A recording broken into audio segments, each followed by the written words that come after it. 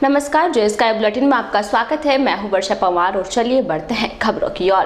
प्रदेश में बढ़ते कोरोना संक्रमण की चेन ब्रेक करने हेतु राज्य सरकार की ओर से आगामी 3 मई तक घोषित किए गए कर्फ्यू को जन अनुशासन पखवाड़े के रूप में मनाया जा रहा है। एक तरफ तो प्रदेश में प्रतिदिन कोरोना संक्रमण के आंकड़े बढ़ते ही जा रहे हैं और दूसरी ओर कर्फ्यू के दौरान प्रतिबंधित व्यापार के व्यापारियों के सामने रोजी रोटी का संकट खड़ा हो रहा है। राज्य सरकार की ओर से कर्फ्यू के दौरान दूध, किराना सहित कई अन्य व्यापार को छूट दी है, लेकिन कई प्रकार के व्यापार को प्रतिबंधित किया है, जिसके कारण उन व्यापारियों को अब पेट भरने की चिंता सताने लगी है।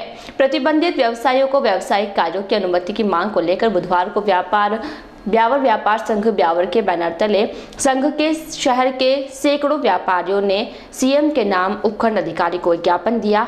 ब्यावर व्यापार संघ ब्यावर के आह्वान पर एकत्रित हुए व्यापारी शैली के रूप में विभिन्न मार्गों से होते हुए एसडीएम कार्यालय पहुंचे। इस दौरान व्यापारी अपनी मांगों के संबंध में स्लोग लिखित तख्तियां हाथों में लेकर नारे लगाते हुए चल रहे थे। रैली के रूप में एसडीएम कार्यालय पहुंचे व्यापारियों ने मांगों के समर्थन में प्रदर्शन किया। इसके बाद प्रदेश के सीएम के नाम में ज्ञापन दिया। सीएम के नाम दिए गए ज्ञापन में व्यापारियों ने बताया कि कोरोना की भयावह स्थिति के पूर्वानुमान से वर्तमान में राज्य सरकार द्वारा कोरोना संक्रमण को रोकने हेतु 19 अप्रैल से आगामी 3 मई तक लगाए गए प्रतिबंधों में अधिकांश व्यापारियों के ऊपर आर्थिक संकट मंडरा गया है। बामुश्किल कोरोना की लहर, प्रथम लहर से निकलकर व्यापारी जैसे तैसे अपने व्यवसाय को संकट से उबारने का प्रयास कर रहे थे कि कोरोना की दूसरी लहर के कारण लगे प्रतिबंधों ने व्यापारियों की कमर ही तोड़ दी है, जिससे व्यापारी व उन पर आश्रित कर्मचारियों पर रोजी रोटी का गंभीर संकट आ गया है। व्यापारियों ने प्रदेश के मुखिया से वर्तमान में शादी विवाह के सीजन को देखते हुए सख्त अनुशासन की पालना की शर्तों पर सभी व्यापारिक व्यावसायिक प्रतिबंध हटाने की मांग की है, ताकि सरकार को भी राजस्व का नुकसान ना हो।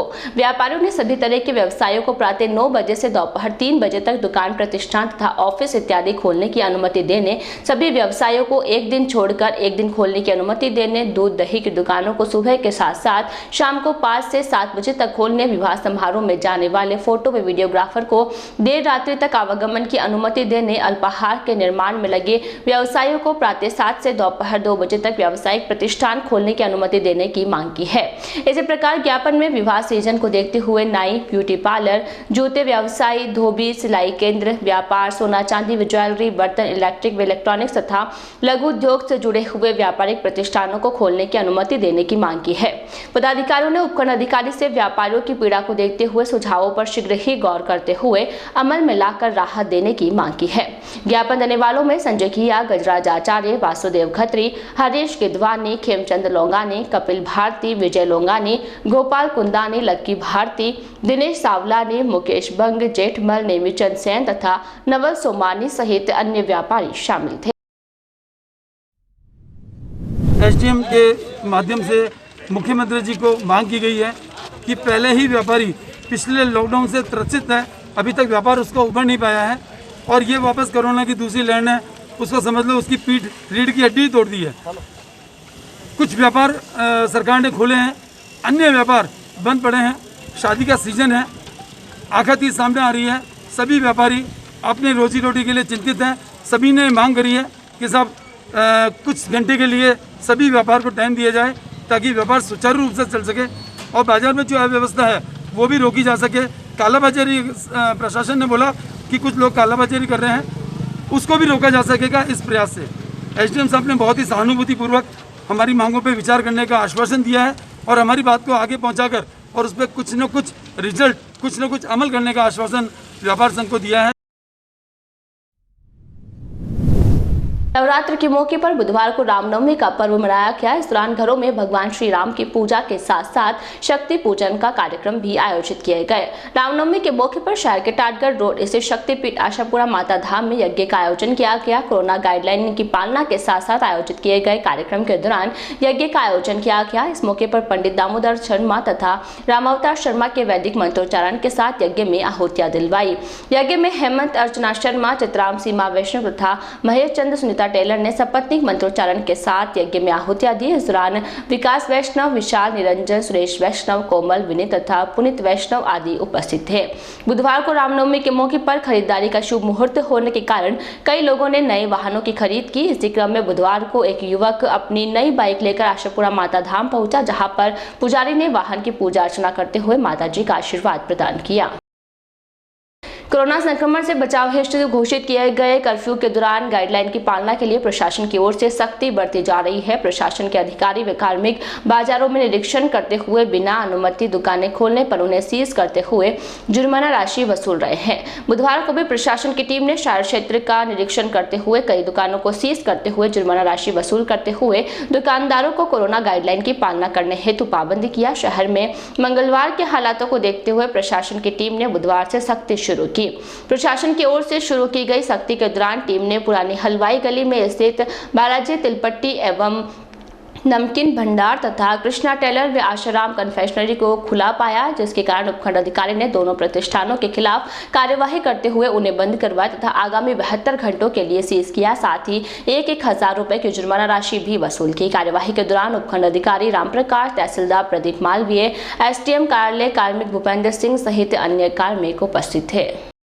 शहर में कोरोना संक्रमण से बचाव हेतु विभिन्न केंद्रों पर वैक्सीनेशन किया जा रहा है। इस क्रम में बुधवार को अग्रवाल माधोपुरिया पंचायत की ओर से अजमेरी गेट स्थित बंशी भवन में वैक्सीनेशन शिविर का आयोजन किया गया। भगवान अग्रसेन महाराज की प्रतिमा पर माल्यार्पण कर शुरू हुए शिविर के दौरान कोरोना वैक्सीन की पहली तथा दूसरी डोज के टीके लगाए गए। शिविर के दौरान अग्रवाल माधोपुरिया पंचायत की ओर से शहरवासियों के लिए बैठने के साथ साथ हवा तथा पीने के पानी की बेहतरीन व्यवस्थाएं की गई। टीका लगाने के बाद आधे घंटे के ऑब्जर्वेशन में बैठने के लिए भी कुर्सियों की व्यवस्था मौके पर ही की गई। शिविर के दौरान श्री जीव दया सेवा संगठन की ओर से तैयार किए गए no mask no entry poster का विमोचन कोविड-19 प्रभारी शलभ टंडन तथा डॉक्टर CL परिहार के सानिध्य में किया गया। शिविर में शाम तक कुल 320 लोगों को कोरोना वैक्सीन के टीके लगाए गए। शिविर में अध्यक्ष अनिल सर्राफ, शैलेंद्र गुप्ता, गणपत सर्राफ, मनीष जिंदल, राजेंद्र अग्रवाल, जगदीश रायपुरिया, नितेश कोयल, निशांत सिंघल, पार्षद त्रिलोक शर्मा, रवि चौहान, सुनील सिंह तथा सतीश गर्ग आदि उपस्थित थे। प्रदेश भर में कोरोना संक्रमण की दूसरी लहर चलने के कारण राजस्थान रोडवेज को हो रहे नुकसान को देखते हुए जयपुर मुख्यालय ने सभी आगारों में अनुबंधित बसों का संचालन रोकने के आदेश जारी किए हैं। ऐसे में अब ब्यावर आगार में भी अनुबंध पर संचालित हो रही 40 बसों का संचालन बुधवार से बंद कर दिया गया है।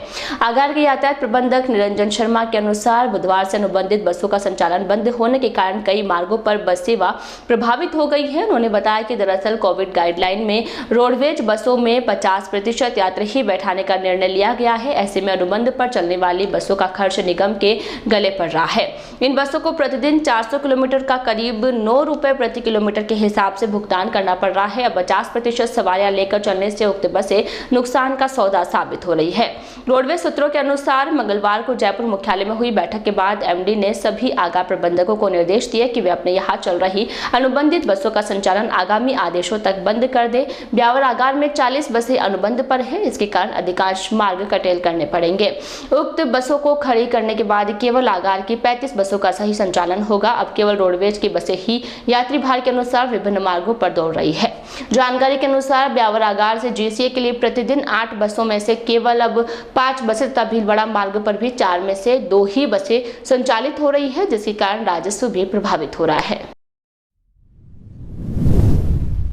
जो रोडवेज की जो बसें हैं वो 35 बसें अभी चल रही है। अनुबंधित जो बसें हैं वो सारी हमने बंद कर दी है और अभी रोडवेज की गाड़ियाँ ही संचालन है।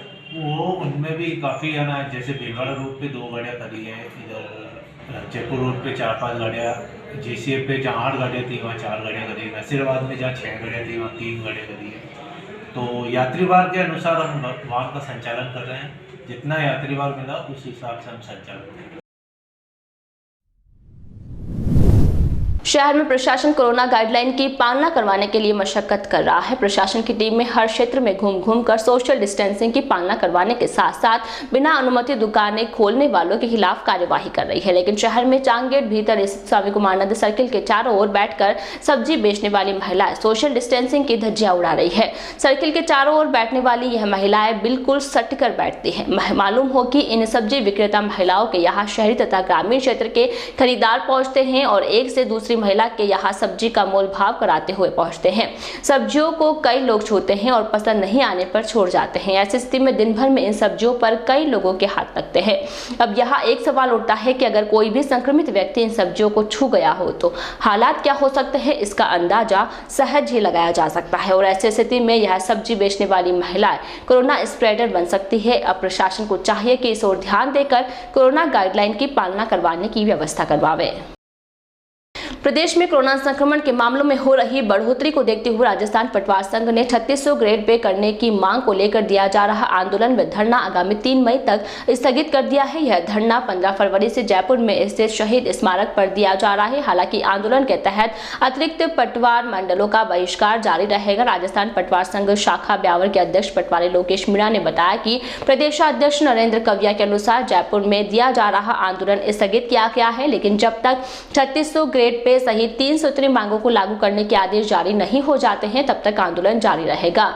मीणा ने बताया कि आंदोलन के तहत अतिरिक्त पटवार मंडलों का बहिष्कार जारी रहेगा। मालूम हो प्रदेश भर में पटवारियों तथा सरकार के बीच पटवारियों की वेतन विसंगति को दूर करने ग्रेड 3 के तहत पे लेवल 10 किए जाने, एसीपी योजना के अंतर्गत 9, 18, 27 वर्ष पूर्व की सेवा अवधि के स्थान पर 7, 14, 21, 28, 32 की सेवा अवधि पूर्ण करने पर चयनित वेतनमान का लाभ देते हुए पदोन्नति पद का वेतनमान दिए जाने को लेकर गतिरोध चल रहा है, जिसके कारण पटवारी लंबे समय से आंदोलन कर रहे हैं। धरना प्रदर्शन चल रहा था जयपुर में 15 फरवरी से लगातार शहीद स्मारक पर हमारा धरना प्रदर्शन चल रहा था, लेकिन कोरोना महामारी को देखते हुए हमारे प्रांतीय अध्यक्ष महोदय ने निर्णय लिया है कि जो जयपुर में जो धरना प्रदर्शन है उसको अभी 3 मई तक स्थगित कर दिया है, जब तक लॉकडाउन है राजस्थान में। और जो अतिरिक्त पटवार मंडलों का बहिष्कार था वो यथावत रहेगा। जब तक सरकार हमारी मांग नहीं मांगेगी हम अतिरिक्त पटवार मंडलों का कार्य नहीं करेंगे। सरकार की हरदर्मिता यही रही तो पुनः शहीद स्मारक पर धरना स्थल जारी किया जाएगा, जिसके लिए राजस्थान सरकार स्वयं जिम्मेदार होगी। लेकिन अभी वर्तमान में कोरोना महामारी को देखते हुए हमने ये धरना स्थल पर जो प्रदर्शन चल रहा था शहीद स्मारक पर वो स्थगित कर दिया। अजमेरी गेट स्थित श्री राम स्नेह संप्रदाय के रामद्वारा में आयोजित श्री रामचरितमानस नवान पारायण पाठ बुधवार को संपन्न हुआ। नवरात्र शुभारंभ के मौके पर संत श्री केवल राम महाराज व गोपाल राम महाराज के सानिध्य में श्री राम रामायण मंडल ब्यावर के तत्वावधान में आयोजित श्री रामचरित नवान पारायण पाठ का समापन रामनवमी के मौके पर किया गया। पाठ के दौरान बुधवार को श्री राम राजाभिषेक पाठ का पठन किया गया। इस दौरान श्री रामायण मंडल के अध्यक्ष राजकुमार अत्रे ने विशेष पूजा अर्चना कर पाठ का प्रारंभ किया। इस दौरान उपस्थित सभी पठनी कोरोना गाइडलाइन की पालना करते हुए सोशल डिस्टेंसिंग के आधार पर निश्चित दूरी बनाकर पाठ कर रहे थे। अंत में आरती के पश्चात पाठ का समापन किया गया। पाठ के दौरान सुंदर सिंह खींची, वासुदेव खत्री, तेज नारायण व्यास, जी.आर. जलवानिया, सूर्य प्रकाश परिहार, दिनेश सिंगर, अनिल धाकड़, लक्ष्मी नारायण अग्रवाल, रमेश चंद्र चौहान, धर्मचंद मोहनलाल तथा श्रीमती कांता देवी सहित अन्य श्रद्धालु उपस्थित थे। जिले में कोरोना संक्रमण से बचाव के लिए राज्य सरकार की ओर से आगामी 3 मई तक घोषित किए गए कर्फ्यू के दौरान कालाबाजारी को रोकने के लिए जिला प्रशासन ने कंट्रोल रूम स्थापित किया है। आमजन इन नंबरों पर कालाबाजारी और अधिक मूल्य वसूलने की शिकायत कर सकते हैं। जिला कलेक्टर प्रकाश राज पुरोहित ने बताया कि कर्फ्यू के दौरान किसी भी व्यक्ति द्वारा आवश्यक वस्तु की कालाबाजारी या जमाखोरी करने या आवश्यक वस्तु के निर्धारित मूल्य से अधिक मूल्य पर विक्रय करने की गतिविधि में लिप्त पाए जाने पर उनके विरुद्ध आपदा प्रबंधन अधिनियम 2005 एवं अन्य सुसंगत आदेशों के तहत कठोर कार्यवाही की जाएगी। उपभोक्ता इस प्रकार की अवैध कारोबार की शिकायत जिला रसद कार्यालय अजमेर के दूरभाष नंबर 0145 2627391, उपभोक्ता हेल्पलाइन नंबर 1800-180-6030, सहायक नियंत्रक मनीष भटनागर के मोबाइल नंबर 9352503495 तथा LMO भावना दयाल के मोबाइल नंबर 9462512352 पर दर्ज करा सकते हैं। शहर में बुधवार को नवरात्र समाप्ति के मौके पर श्री रामनवमी महोत्सव हर्षोल्लास के साथ मनाया गया। इस मौके पर शहर के रघुनाथ जी के बड़े मंदिर में कोरोना गाइडलाइन के अनुसार विशेष पूजा अर्चना कार्यक्रम के आयोजन किए गए। रामनवमी के अवसर पर ठाकुर जी की प्रतिमा का आकर्षक श्रृंगार किया गया। विशेष पूजा अर्चना के पश्चात मंदिर पुजारी हनुमान त्रिपाठी ने ठाकुर जी की महाआरती की। महाआरती के पश्चात उपस्थित श्रद्धालुओं को प्रसाद वितरित किया गया। महाआरती के दौरान गणपत राव, भगवान त्रिपाठी, केशव त्रिपाठी, राघव त्रिपाठी, पूर्णिमा त्रिपाठी तथा वरुणिका त्रिपाठी आदि उपस्थित थे। कोविड-19 के दूसरी लहर से पीड़ित जनमानस की सेवा हेतु भारत विकास परिषद की ओर से अनूठा सेवा कार्य शुरू किया गया है। परिषद के सेवा प्रकल्पों में परिषद अब जिन कोरोना संक्रमित परिवारों में भोजन बनाना संभव नहीं हो पा रहा है, उन परिवारों के लिए परिषद की ओर से निःशुल्क भोजन उपलब्ध करवाया जाएगा। परिषद की ओर से पदाधिकारियों के संपर्क नंबर जारी किए गए हैं। उन नंबरों पर सुबह के भोजन के लिए 9 बजे तक तथा शाम के भोजन के लिए दोपहर 3 बजे तक संपर्क किया जा सकेगा। गुरुवार से शुरू हो रही इस सेवा के दौरान भोजन साधारण व सात्विक तथा डिस्पोजेबल में दिया जाएगा। निःशुल्क भोजन हेतु 9829230730, 93140, 36339, 9414314700, 9887090468, 941400, 9221, 9214438677 तथा 9413040898 मोबाइल नंबरों पर संपर्क किया जा सकता है। भारत विकास परिषद ब्यावर शाखा द्वारा मानव पीड़ित की सेवा के लिए इस कोरोना 19 की दूसरी लहर महामारी के तहत सेवा कार्य का निश्चय किया है, जिसके तहत भारत विकास परिषद ब्यावर शाखा द्वारा कोविड-19 के तहत जो भी पॉजिटिव पेशेंट आए, पीड़ित परिवार जो घर पर अपने भोजन की व्यवस्था में असहमत है, असहाय है, उसकी सहायता के लिए टिफिन व्यवस्था चालू की। इसके तहत भारत विकास परिषद ब्यावर शाखा द्वारा निःशुल्क उनके घर तक भोजन पहुंचाने की व्यवस्था की गई है। ये एक मानव पीड़ित का बहुत सेवा का कार्य है जो भारत विकास परिषद समय समय पर करती आई है और कर रही है। भारत विकास परिषद ने पिछले कोविड-19 के तहत भी मानव सेवा का पीड़ित कार्य किया, जिसमें मास्क वितरण है, भोजन का निःशुल्क वितरण है, खाद्य सामग्री का वितरण है, जिसमें प्रवासी भारतीयों को जब ब्यावर बस स्टैंड पर आए थे तो निःशुल्क भोजन की पूरी व्यवस्था भारत विकास परिषद ने की थी। इसी के तहत अभी भी इस कोविड-19 के तहत निःशुल्क भोजन की व्यवस्था ब्यावर शहर में पहली बार भारत विकास परिषद ने की है।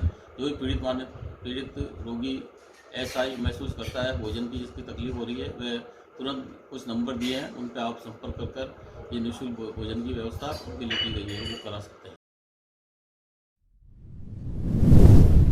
निकटवर्ती ब्यावर खास गांव में मंगलवार की रात अज्ञात लोग एक ट्रक छोड़कर भाग छूटे, जिसमें बड़ी संख्या में बछड़े भरे थे। घटना की जानकारी के बाद ग्रामीणों ने पुलिस को सूचना दी। सूचना पर पहुंची पुलिस ने ग्रामीणों की सहायता से गौवंश को ब्यावर खास स्थित श्री देवनारायण गौशाला में छुड़वाया, जबकि ट्रक को जब्त कर लिया है। जानकारी के अनुसार मंगलवार की रात मध्य प्रदेश नंबर के truck number MP 15GB 1742 Beawar खास से कहीं जा रहा था। रात का अंधेरा होने के कारण ट्रक चालक रास्ता भटक गया और एक जगह जाकर गांव में फंस गया। इसी दौरान ग्रामवासी नंदकिशोर जांगीर एवं अन्य लोग वहां पहुंच गए। उन्हें देख ट्रक चालक मौके पर ट्रक छोड़कर अंधेरे का फायदा उठाते हुए भाग छूटा। सरपंच हरचंद्र चौधरी की सूचना पर सदर थाना पुलिस मौके पर पहुंची। जांच में पाया गया कि ट्रक में 11 बछड़े भरे थे। पुलिस ने बछड़ों को ब्यावर खास स्थित गौशाला में छुड़वाया, साथ ही ट्रक को जब्त कर सदर थाने ले गई। पुलिस ने गौवंश तस्करी का मामला दर्ज कर आरोपियों की तलाश शुरू कर दी है। श्री वर्धमान शिक्षण समिति ब्यावर के द्वारा संचालित शिक्षण इकाइयों में एक और अध्याय जोड़ते हुए उन्नत व आधुनिक परिप्रेक्ष्य की शिक्षा हेतु नवस्थापित वर्धमान रूट्स का बुधवार को शुभारंभ किया गया। इस दौरान भामाशाह, प्रकाश चंद, सरला कंवर, बोहरा के प्रतिनिधि समाजसेवी पारसमल खेतपालिया ने आधुनिकतम सुविधाओं एवं श्रेष्ठतम व्यवस्थाओं से परिपूर्ण बहुप्रतीक्षित बाल विद्यालय का फीता काटकर उद्घाटन किया। उद्घाटन के मौके पर शहर के कई दानदाता बंधु उपस्थित थे। कार्यक्रम के दौरान श्री वर्धमान कन्या PG महाविद्यालय में छात्राओं के सुविधार्थ स्थापित लिफ्ट का उद्घाटन भामाशाह, शांतिलाल, राकेश कुमार तथा ललित कुमार नावरिया ने फीता काटकर किया गया। वर्धमान इंटरनेशनल स्कूल के प्राचार्य श्रीमती श्वेता नाहर ने अतिथियों का स्वागत कर उपलब्ध सुविधाओं का ब्यौरा प्रस्तुत किया। मंत्री डॉक्टर नरेंद्र पारख ने बताया कि कोरोना संक्रमण के प्रसार व सरकारी एडवाइजरी का पालन करते हुए महाविद्यालय सभागार में आयोजित मुख्य समारोह का वर्चुअल ऑनलाइन प्रसारण पूरे भारतवर्ष में किया गया है, जिसमें बड़ी संख्या में समिति सदस्यों, भामाशाह तथा अभिभावकों ने अपनी उपस्थिति दर्ज कराई। कार्यक्रम में समिति अध्यक्ष जमरीलाल सिसोदिया, उपाध्यक्ष संपत राज छल्लानी, शांतिलाल नाबरिया, सहमंत्री गौतम चंद गोखरू, कोषाध्यक्ष रमेश चंद मनतवाल तथा प्रबंधकारिणी सदस्यों वर्धमान शिक्षण समिति के सदस्यों ने शिरकत की। मालूम हो कि इस नवनिर्मित परिसर में आधुनिक तकनीक युक्त प्ले ग्रुप की कक्षाएं संचालित होगी, जहां महानगरों की तर्ज पर उन्नत शैक्षणिक सुविधाओं के साथ बाल विकास के तहत उच्च कोटि की संस्कार में चारित्रिक गुणों का बीजारोपण किया जाएगा। आज के इस बुलेटिन में फिलहाल इतना ही। पूरी टीम के साथ दीजिए इजाजत, फिर मिलेंगे। नमस्कार।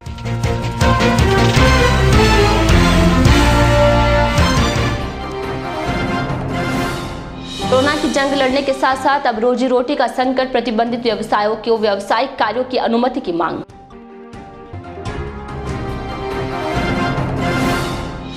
गाइडलाइन की अवहेलना पर प्रशासन की सख्ती, बिना अनुमति दुकान खोलने पर सीज कर वसूला जुर्माना।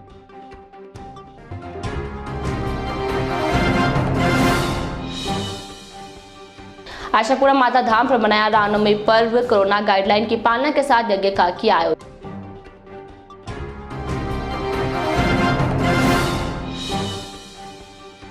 और अग्रवाल माधोपुरिया पंचायत की ओर से बंशी भवन में कोरोना वैक्सीन शिविर, बड़ी संख्या में शहरवासियों ने लगवाया कोरोना का टीका।